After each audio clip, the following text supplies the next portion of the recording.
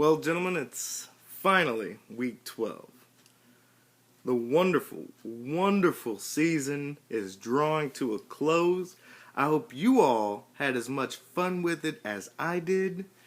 And if you didn't, there's always next year, fellas. Sorry for the video lasting a little long. I appreciate all of you who stuck it out to the end to figure out what I had to say. Thanks. And I'm trying to make this one a little short and sweet. Again, I'm going to do the congratulatory kudos to all of those who clinched the playoffs. The playoff tree is locked. There's only a little wiggle room in there. And it has to do with Chalupas and myself, who will be the division leader and who will not.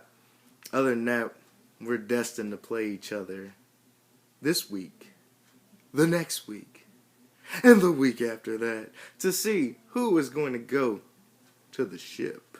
Now, before we get into all of that, I'd like to go with my disappointments of the week because they kind of preclude to who is in the playoffs and some other things. So let's go ahead. My disappointment one, and the biggest disappointment is Mitch. So Johnny Clipboard won. To lose to Don't Touch Me there, not only you gave bragging rights to the champion who really has nothing to brag about this season. So his ode to the season is knocking you successfully out of playoff contention. You gave that to him. I really didn't think you were going to let him do that to you. He did that to you. And pretty much solidified all of the other individuals that are currently playoff bound. He pretty much secured what the playoffs was going to be for the next couple of weeks. And my other disappointment happens to be your brolo El Cuñado, and that's Garcia. So Kiss the Hernandez and like it. He got mollywopped, just mollywopped by 42. 42 put in one of his best games of the season. I mean, if what you need to do to not be last place is do what you did, kudos. I didn't vote for you either, so I gave you that kind of upswing. But with that all being said, yeah, those are my two disappointments. The two matchups I got wrong last week.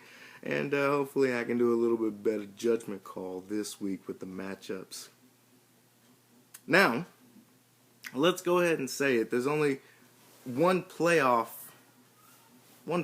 thing that can happen right now. One playoff scenario. First and foremost, DDD and Flawless Victory, they are going to be matched up in the playoffs.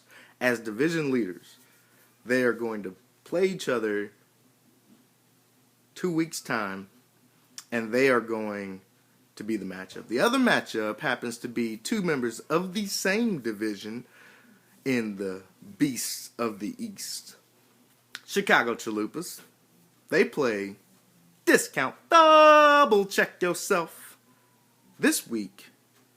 And no matter how that plays out, they will play each other in the playoffs for the ship 2 weeks. So, let's get down to brass tacks and congratulating, first and foremost, Flawless Victory for clinching last week, DDD for clinching this week, and Discount Double Check Yourself, yours truly, and Chicago Chalupas, A. Hernandez, in the ship. Way things are shaping up, none of those teams were in the money last year. As I recall it, Don't Touch Me there was number one. Number two was Lazy Pugs, who's not in the ship or not in playoff race contentions. And third place was Classy Strippers, who beat me last year for the third place prize. I'm not bitter, but I am so thrilled not to have to see any of those guys in the playoffs. I apologize if that insults you guys, but it should not be. Y'all are great owners, and y'all put in a great fight this year. But there will be a new first place, second place, and third place this year, and that's a lot of money to go around. $1,500 for first place, $600 for second, and $300 for third. Let's get on to the matchups of this week, and I know that there's not a whole lot fighting on this because later I want to try to implement something for the consolation bracket so that maybe we don't have to lock these players' teams. I feel like a slave owner restricting my slave hands, and I like to be a judicious slave owner. You know, I don't want to have to oversee everything that you guys do. So I really think that if we had something for the consolation bracket, I wouldn't have to lock it, you know, something substantial. That would require a lot of voting and, you know, some other things that I'm willing to articulate later. But I kind of want to make this video as short as possible. I get a little long-winded, as you all know. So let's go ahead and see who I think is going to win these matchups this week. And let's start with everything that really doesn't matter. So first and foremost, we're going to go with, how about 42 and Pokai Panthers? I mean, really, you're just vying for position in the consolation bracket to maybe try and not be last place. Who did I went with? I went with 42. For no better reason as I didn't pick you last week, so I just filled it up. I feel it's only right that I pick you this week. If you lose, then maybe you got some kind of, you know, heebie-jeebie voodoo magic that I have on you, and we'll probably try to correct that next year. But for now, I'm picking 42. Let's go with Kister Hernandez and Like It versus Payday. Again, the matchup of an absentee owner to a guy that likes to trade away some of his best talent to a team that didn't even make the playoffs. I went with Payday. I just think Payday's lineup, just even if he doesn't set it with Greg Olson on a bye and Panthers D on a bye, he's still going to beat you. So Kister Hernandez probably had the worst season you could probably hope for, and I don't know what you plan to do as far as keepers next year. If you want to take, you got some decisions to make, buddy. So I'm gonna let you wallow in your own self-pity there. So next, we'll go to some mildly relevant. So Lazy Pugs, he took a loss last week, and he's going up against DDD, who's on a 2-game winning streak after the fiasco, the bidding fiasco with Mike Evans. I'd like to say that huge amount that you bidded on Mike Evans is going to pay off. Tampa Bay's looking to vie for a playoff spot, so you couldn't ask for a better position for Tampa Bay to be in with Lovie Smith, who's going to just chunk the ball up to that big receiver. So got Peyton Manning, DeMarco Murray. I really don't see a huge flaw in DDD's team. Going up against Flawless Victory, you're going to need every one of your players to stand out. And it looks like down the stretch, you may have the team to do so. So, but in this matchup, I just picked DDD. I know Lazy Pugs isn't going to go down without a fight, but without a quarterback this year, I mean, I could see it in your drafting that when you drafted Jimmy Graham, everybody was like, make sure somebody grabs Drew Brees before it comes back to him. And lo and behold, the auto drafter of Payday grabbed your quarterback. And has Drew Brees been lights out? No, but he's definitely been better than what you've had to provide. So I'm not too terribly upset that you didn't have a quarterback to play, because your team may have had some letdowns, but that's been the biggest positional letdown that you faced this year. DDD for that one. Let's go with the old champion, Don't Touch Me There, and Classy Strippers. The Don't Touch Me There squad is pretty empty. I don't think that he'll leave it that way. It's truly pointless unless he really wants to try to vie for the last place trophy. I see him actually putting some effort into this. So, but I gave it to Don't Touch Me There. He's making a statement. He won 2 straight games. He knows he doesn't want to be last place.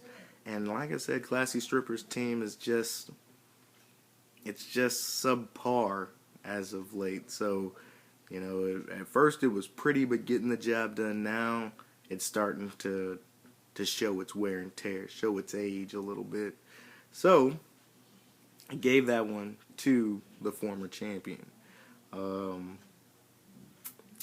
Let's get down to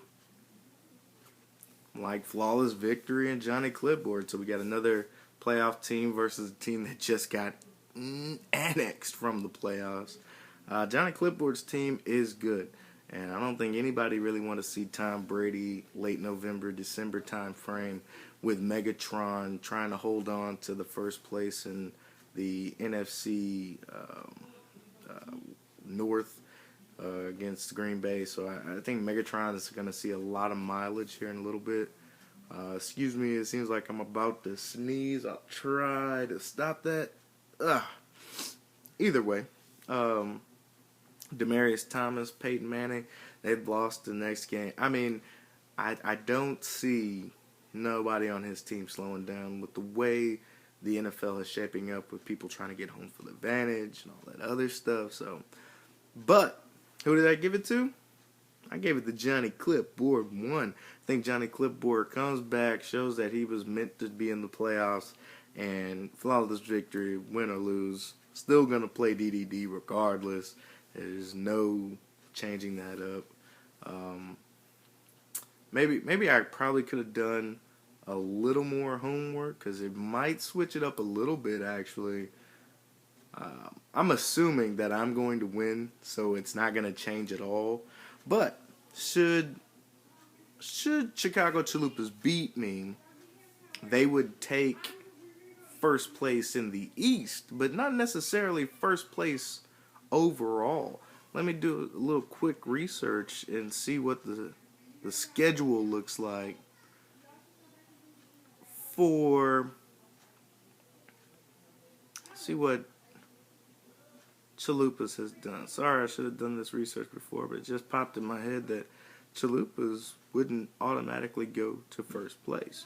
So when facing Flawless Victory, took a loss. So more than likely, Flawless Victory would go to first overall, play the fourth place seed, which would be me. My apologies. I truly thought that no matter which way you shaped it, I was going to play Chicago Chalupas 3 weeks straight. There is a possibility that should I lose this week, I would end up more than likely playing Flawless Victory, depending on if he should win or lose.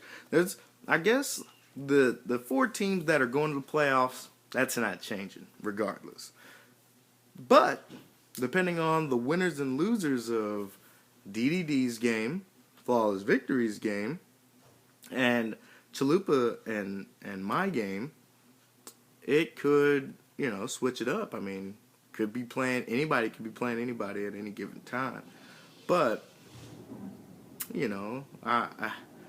before I had that epiphany, I didn't get to the most important game of the week, the game of the week, Discount Double Check Yourself versus Chicago Chalupas.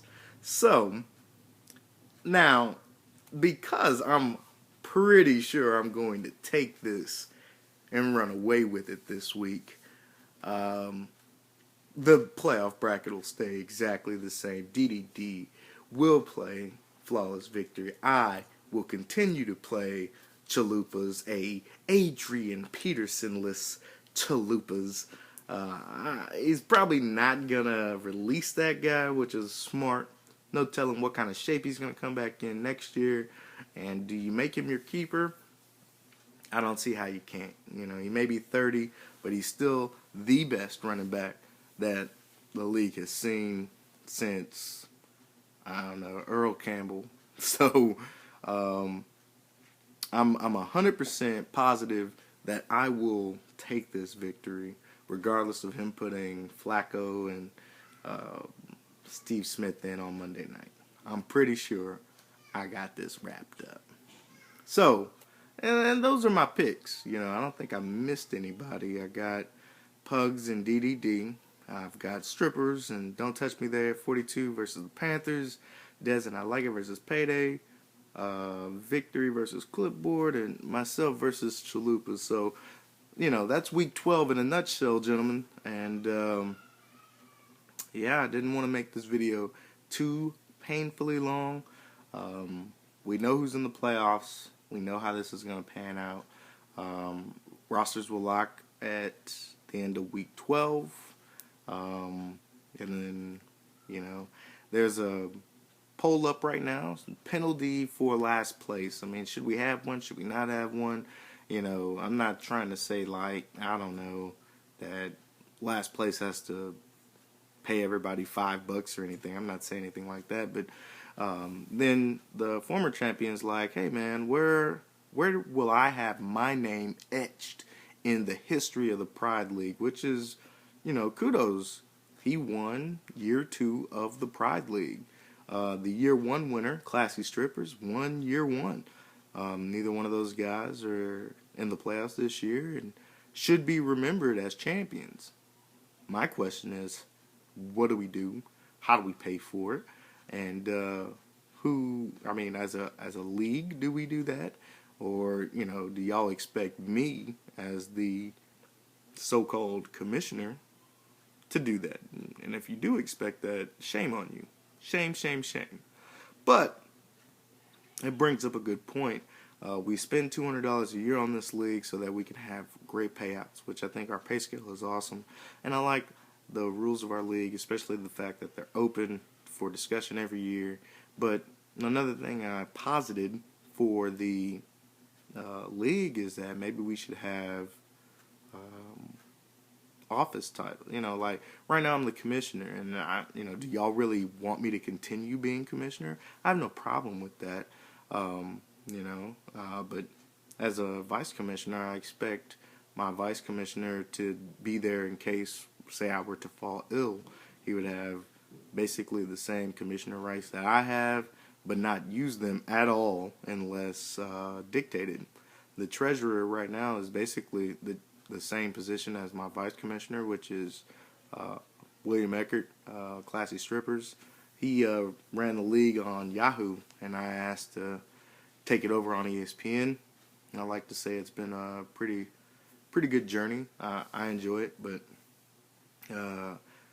this is a purely democratic league where if y'all wanted to have a crack at being commissioner and go through the bullshit I go through, so be it. I'm willing to let other people try that, especially, through a voting process where, say, one of the Hernandez brothers wanted to be a master at arms. To me, that would be the guy that regulates the owners' meeting. Right now, I'm deeming that responsibility to Chicago Chalupas. He seems to have some chief complaints typically about the league, so I'm letting him run the owners' meeting how he sees fit with a little supervision from myself and the vice commissioner / treasurer. But if any of you other guys wanted to try to take ownership of that stuff, more power to you. I'm willing to let the league vote on it, and you can do a little video chat and maybe run for office, But anything to make this league a little better. Also, I wanted to add something for the consolation bracket so that it would be relevant for the whole year, and whether we have to adjust our prizes, anything that we want to do would have to be voted on, obviously. But I think 42 had mentioned to me, like, before the season even started, something like a championship belt, which would be awesome. Boy, that'd be awesome. We have like a placard and get it engraved or something with the names of the champions. And then we can, even send it for a year to an owner, like, say, Rob or Payday, who's in Guam right now. They would have it mailed to them. That would be awesome. But so far, the champion hasn't left the Houston area. So, first champion being Classy Stripper, second champion being Don't Touch Me There. They're all within 40 miles of me right now. So, not saying that DDD couldn't win it and send that shit up to New York or, Hawaii being, Kista Hernandez, or even in California with Mitch, but this year it's Flawless Victory, who is literally 40 miles to the east of me, and myself, who's currently residing 15 miles from the University of Houston, and we got an owner that is in Chicago, so we'd have to mail that to Chicago in Chicago Chalupas, or DDD, who's in New York. So these are some issues, and shipping's not a lot, but like I said, if you feel that I should be paying for this, shame on you, and shame on you again. So with that being said, guys, I'm gonna cut this video short. It's still 20 minutes. God, I'm so long-winded. Good luck this week, and hopefully it pans out the way I hope. And I'm playing Chicago Chalupas 3 weeks straight. I hope that's how it goes down. If not, DDD, Flawless Victory, prepare.